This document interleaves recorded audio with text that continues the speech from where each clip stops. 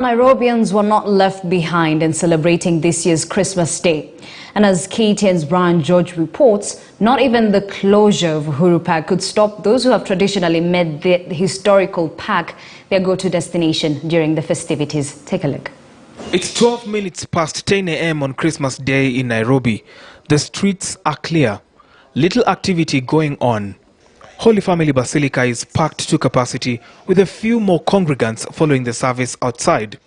Minutes later, activity begins along the streets. Children dressed in what would be their Sunday best streaming to the open section of Uhuru Park that's not being renovated. Now, for some Nairobians, Uhuru Park and Christmas are two synonymous destinations and events alike.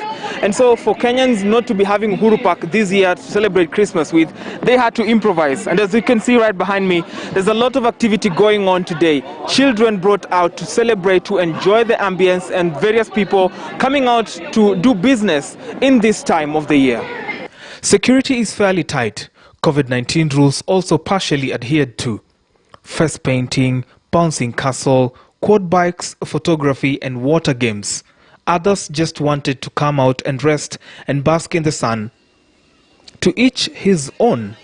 To some, business is booming and it's a day to make a kill. Duke Ocharo, a photographer who's shifted base from the National Archives Tom Mboya Street, may just end up disappointed today. He says it's already midday and there are no signs of making the profits he expected. Leo idadi ya watu ni wachache sana.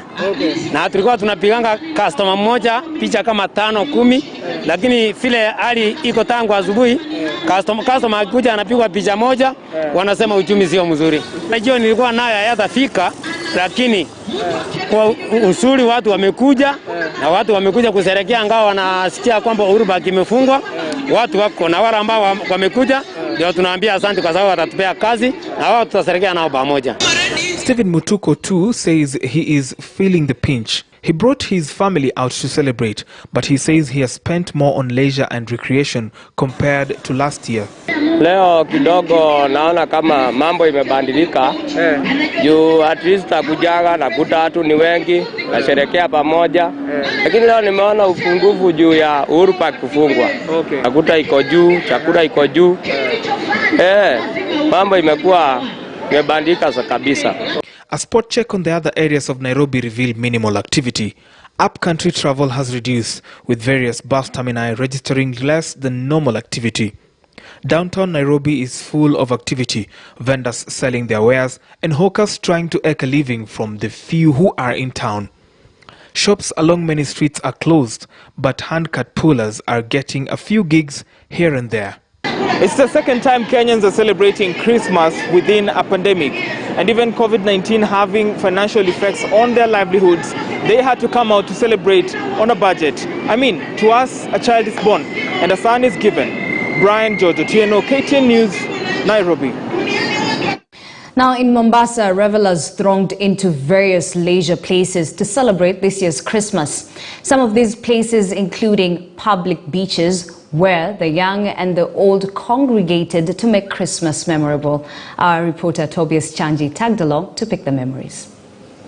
Intensified their patrol both on air and on land, leaving nothing to chance when it comes to security. An on-air surveillance along Mombasa Road showed reduced traffic activity on the highway.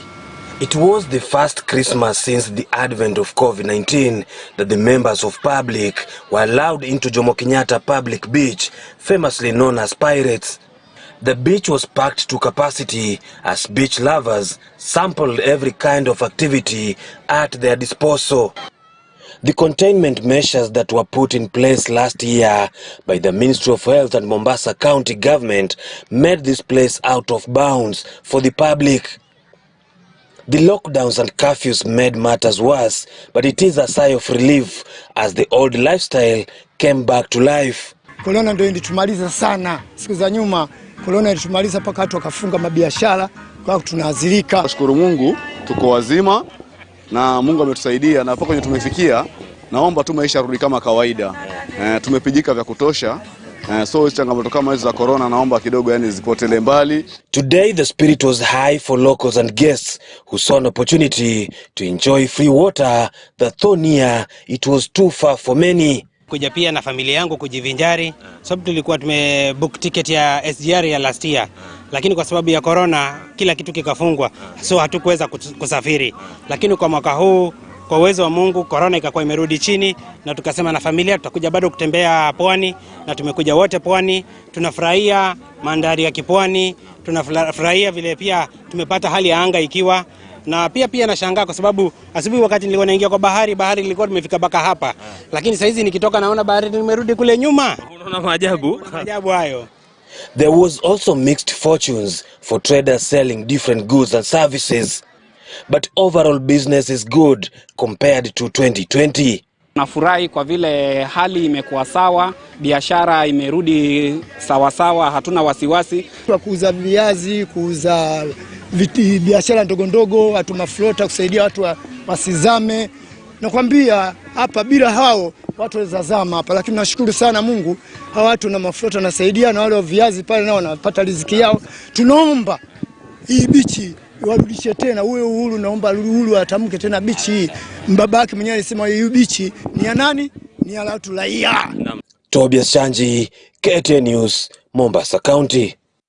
Wherever you are, I hope you aren't left behind in the celebrations. Well, that leads us to a short commercial break. I'll be back with more news updates.